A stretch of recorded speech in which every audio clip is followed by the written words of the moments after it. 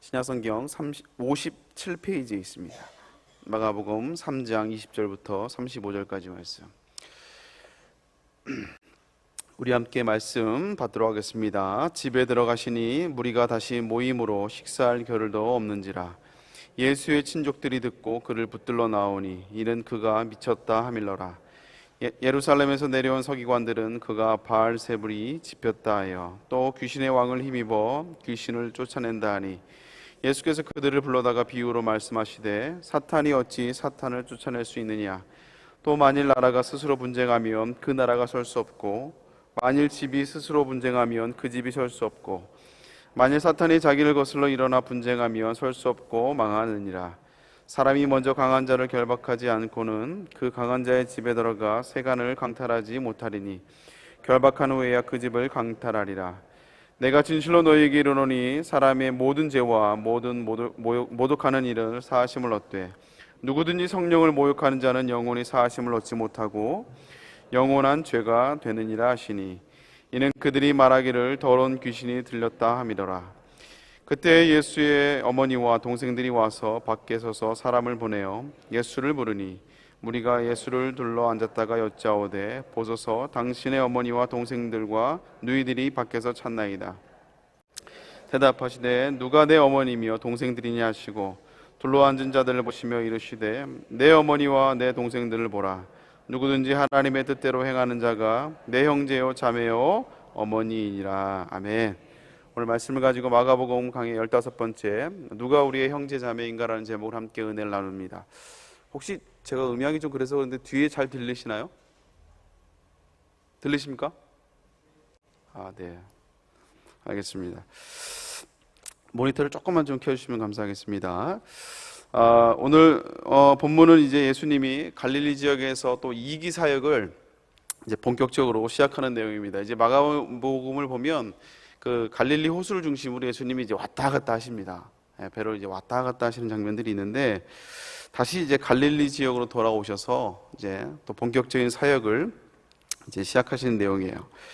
그래서 예수님은 항상 가시는 곳마다 가르치시고 또 복음을 전하시고 그리고 치유하시는 고치시는 이 사역을 하셨죠.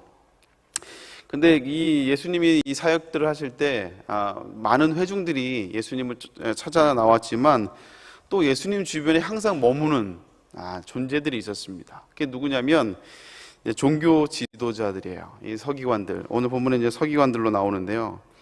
이 서기관과 또 이제 또 쌍벽을 이루는 이제 바리새인들. 이 두 부류는 정말 할 일이 없는 사람들입니다. 그래서 예수님을 도시락을 싸들고 다니면서 예수님을 어떻게든 끌어내릴까 고민하는 사람들이 바로 이 사람들이었어요. 그래서 22절에 보면 예루살렘에서 내려온 서기관들이 이렇게 얘기를 하고 있거든요. 그러니까 예루살렘에서부터 예수님의 행적을 쫓아 이제 갈릴리까지 이제 쫓아온 거예요. 어떻게든 꼬투리를 잡고 어떻게든 시비를 걸까 하고 예수님을 쫓아온 겁니다.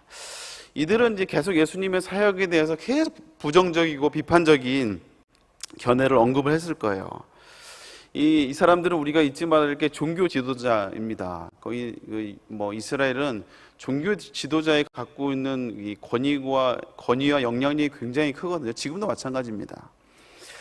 그래서 이 종교 지도자였던 이 서기관들의 이들이 하는 말을 아마 이스라엘 사람들이 쉽게 무시하지는 못했을 거예요. 그 말에 영향을 받고 그 말에 아마 반응을 하게 됩니다. 이들의 영향력을 무시할 수 없거든요. 근데 그럼에도 불구하고 계속해서 예수님을 쫓아다니면서 예수님에 대한 부정적인 이야기를 함에도 불구하고 예수님의 사역과 기적이 워낙 사람들에게 인기가 많다 보니까요. 이들이 아무리 부정적으로 얘기를 해도 주변 사람들이 이게 별로 영향력을 주지를 못하는 거죠. 그러자 이들이 아마 이제 가족에게까지 예수님의 가족에게까지도 이제 압박을 했던 것 같아요. 그래서 이 가족들에게 소식이 전달이 됩니다. 그래서 예수님이 미쳤다는 이 미쳤다는 것은 이제 유대 배경에 의하면 이제 귀신이 들렸다는 얘기거든요. 그래서 예수님이 귀신에 들렸다는 이제 그런 소식이 들리고 더 충격적인 소문은 이제 귀신도 모자라서 이제 귀신의 왕인 바알세불에 의해 이제 귀신이 들렸다라는 이런 소식까지 들려지는 거예요. 그래서 예수님에 대한 이 안 좋은 소식이 들려지니까 이제 가족들이 예수님을 이제 만나러 오게 됩니다. 이 나사렛에서 이제 갈릴리까지 이 거리가 이게 쉬운 거리는 아니에요. 그 당시에 뭐 차가 있는 것도 아니니까 이제 이 뭐 나사렛에서 그 갈릴리 이제 가버나움 호수까지 오는 거리는요, 한 왕복 한 2박 3일 정도, 2, 3일 정도 걸리는 쉬운 거리는 아닙니다. 그래서 오려면 자신의 일상을 어느 정도 좀 이렇게 멈추고 와야 되는 거리예요. 그래서 이 가족들이, 그 동네 사람들이, 그 친척들이 이 일상을 딱 멈추고 2박 3일 정도 가는 또 그 이상이 될 수도 있죠. 그걸 멈추고 올라온 것은 어떤 마음을 단단히 먹고 예수님을 찾아온 것이죠.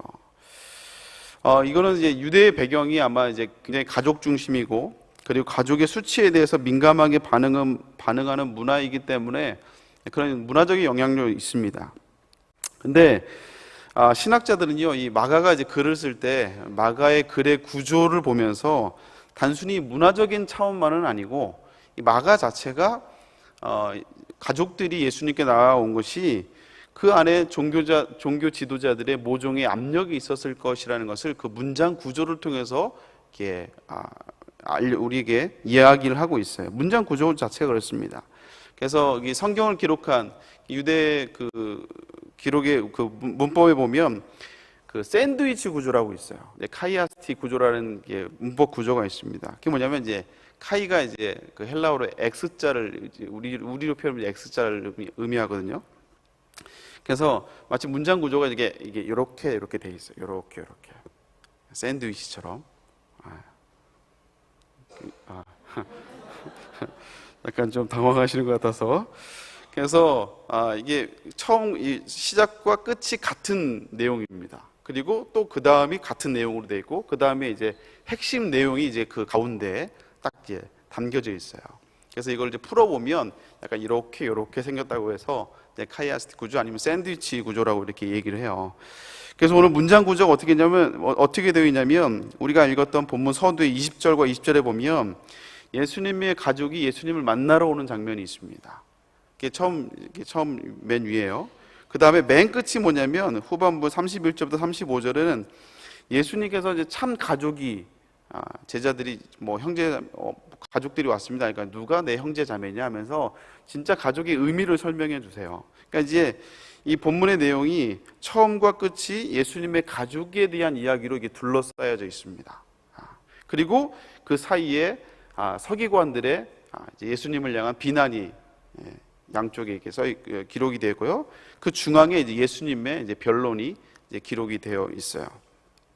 그래서 우리가 읽었던 본문은요, 서로 다른 내용들이 이제 모여진 게 아니라 어쩌면 같은 내용으로 이제 일맥상통한 내용, 전체가 하나의 통일된 이야기로 이제 마가가 지금 그 구조로 기록을 하고 있다라는 거예요.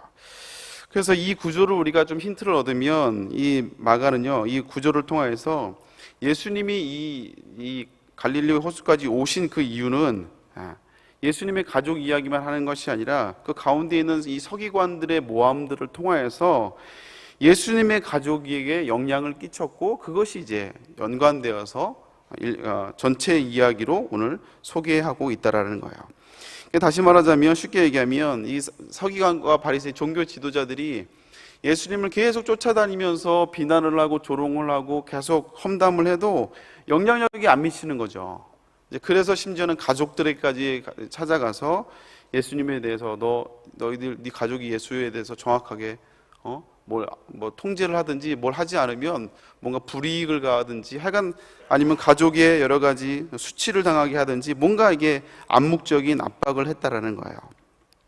그래서 모든 것을 동원해서 전방위로 예수님을 압박하고 있는, 계속해서 예수님을 끌어내려고 하고 있는 내용들을 우리가 살펴볼 수 있다는 것입니다.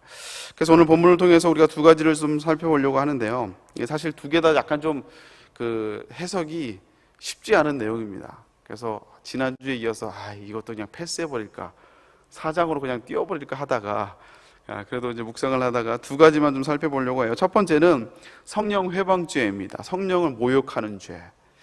우리 28절, 29절 같이 한번 읽어볼까요? 같이 읽습니다. 시작. 내가 진실로 너에게 이르노니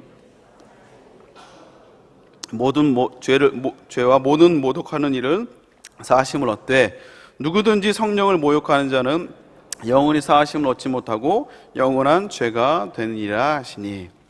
오늘 본문을 보면 우리의 모든 죄와 모든 모독한 일은 용서함을 얻을 수 있다 이거예요.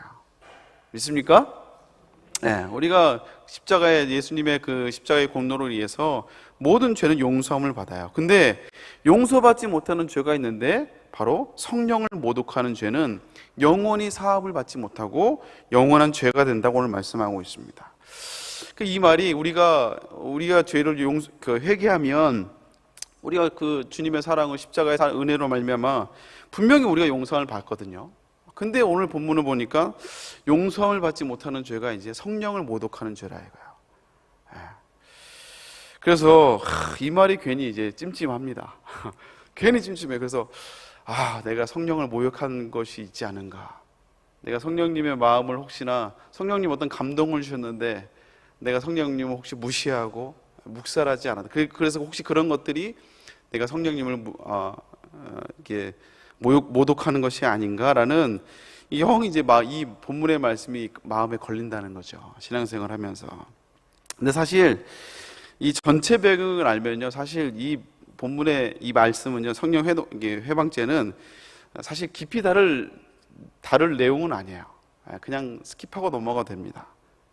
근데 이제 문제는 뭐냐면 전체를 알면 이제 그냥 넘어가도 되는데 이 한 구절만 보면 괜히 찝찝한 거죠. 성령 회방죄, 성령을 모욕하는 죄를 내가 혹시 지지 않았는가라는 찝찝함이 있어요. 오늘 이 말씀을 하게 된 배경은 예수님이 이제 귀신을 쫓아내고 병을 고치는 사역들을 하시는데 이게 성령의 역사 아닙니까? 성령님과 함께하는 역사인데 그럼에도 불구하고 서기관들은 바리새인들은 예수님의 이 사역을 성령의 역사를 귀신의 힘을 빌어서 하는 것이라고 귀신의 역사라고 자꾸 폄하하고 모독을 하는 거예요.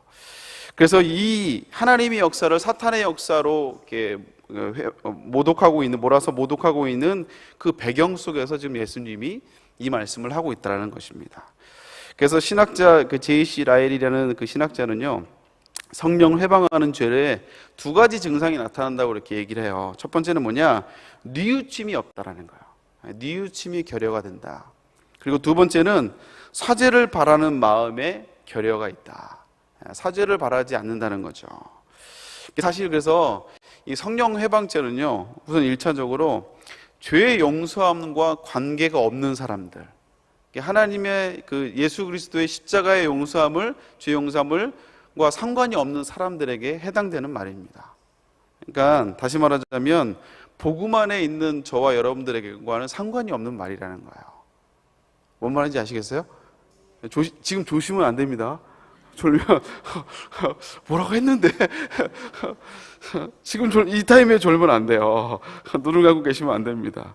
그래서 성령 회방죄는 사실 복음 밖에 있는 사람들, 그래서 하나님의 성령의 사역들을 무시하고 조롱하는 사람들에게 해당이 1차적으로 적용이 돼요. 그래서 우리가 복음 안에 있는 저와 여러분들에게는요, 사실 상관이 없는, 그냥 스킵해도 되는 그런 내용입니다. 근데 제가 이게 굳이 제 말씀을 드리는 것은 괜히 이 성령, 이 29절 말씀 때문에 괜히 찜찜해서 마치 화장실 갔다가 이제 덜 닦고 나온 것처럼 찜찜하실까봐 제가 이렇게 말씀을 드리는 거예요. 그래서 우리는 복음 안에 있는 사람들에게는 사실 해당되지 않는 말씀이에요. 그래서 지난주에 말씀했던 것처럼, 우리가 나눴던 것처럼, 우리가 하나님의 자녀로 예정함을 받은, 천지를 창조하기 전부터 예정함을 받은 저와 여러분들이 우리가 있어야 될 것은 뭐냐, 이런 말씀 가지고 우리가 막 괜히 찜찜할 게 아니라 우리는 그냥 그 예정함을 받은 그 감격을 누리고, 나를 택하심에 대한 그 감격을 누리고, 내가 어떻게 하면 내가 하나님의 영광을 위해 살아갈까를 고민하는 것,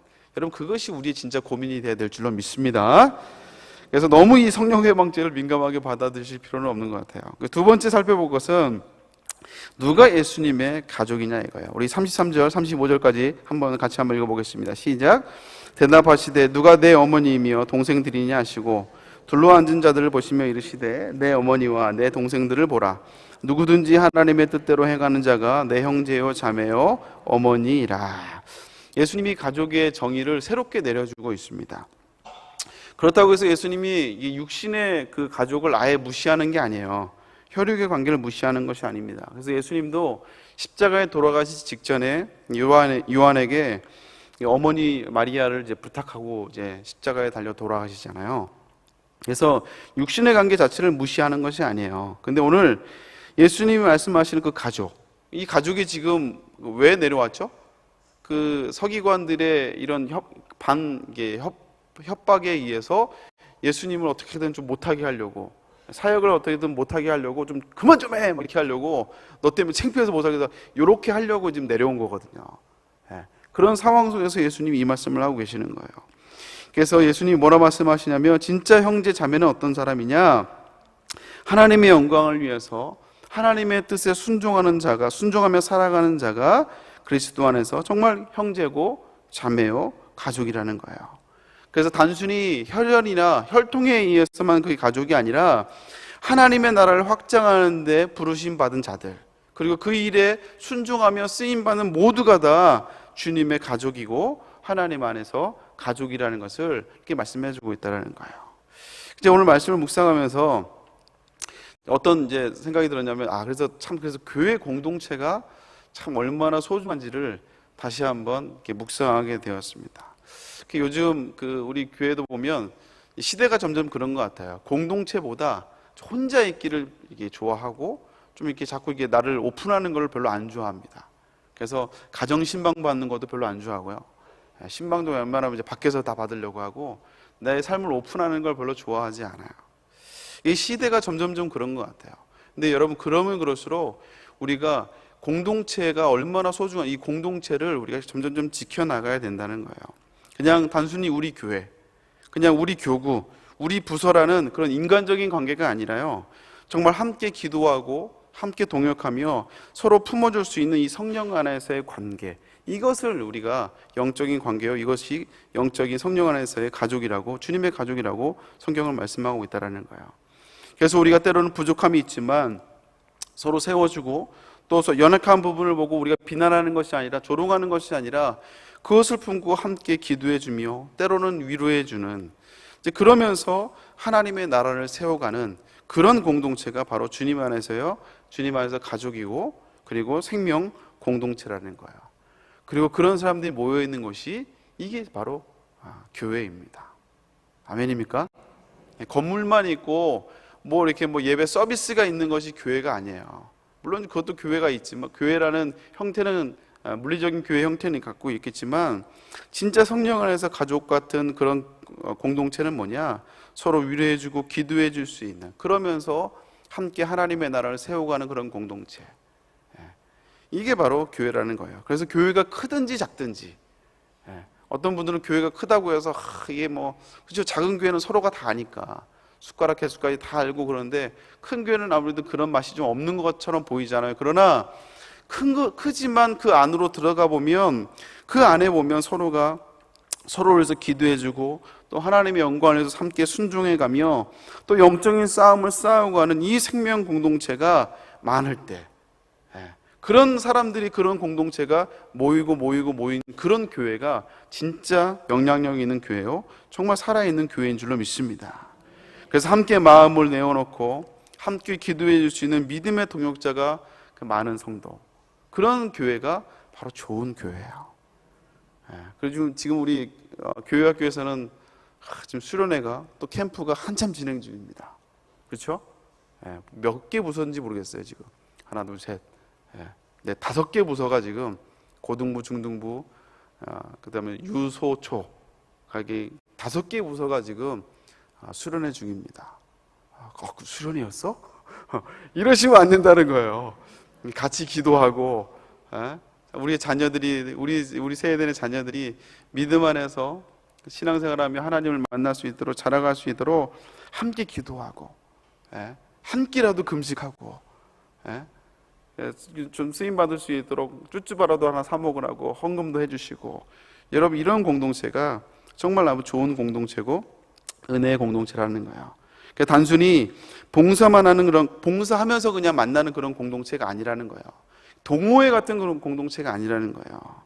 서로 기도해 줄 수 있는, 그리고 서로 아파해 줄 수 있는, 그렇게 함께 사명 감당함으로 함께 하나님의 나라를 세워가는 그런 공동체를 세워가야 됩니다. 그리고 그런 사람들을 우리가 소중히 여기고 존중히 여겨야 돼요. 아멘입니까? 나랑 조금 뭐 안 맞는다고 일하다가 좀 트러블 생겼다고 막 뭐라 하는 게 아니라 내가 너랑 다시는 일 안 한다, 이게 아니라 서로 품어주고 기도해 줄 수 있는 공동체. 사랑하는 성도 여러분, 우리는 사실 뭐 혈연으로 묶여진 게 아니잖아요. 그렇죠? 뭐 성이 같은 것도 아니고 뭐 같은 출신도 아니고 다 다릅니다. 그러나 우리가 혈연 관계는 아니지만 성령 안에서 하나 된, 주님이 말씀하신 하나님의 뜻대로 행함으로 성령이 세워주신 그런 믿음의 가족인 줄로 믿습니다. 그래서 인간적으로는 이제 우리가 가족이 없거나 뭐 주변에 친척들이 없어서 외로울 수는 있어요. 뭐 그럴 수 있죠, 인간적으로. 그러나 여러 가지 사연이 있으니까요. 그러나 영적으로는 외로워서는 안 돼요. 영적으로는 절대 외로워서는 안 됩니다. 그래서 혼자 예배드리고 혼자 신앙생활하면 절대 안 됩니다.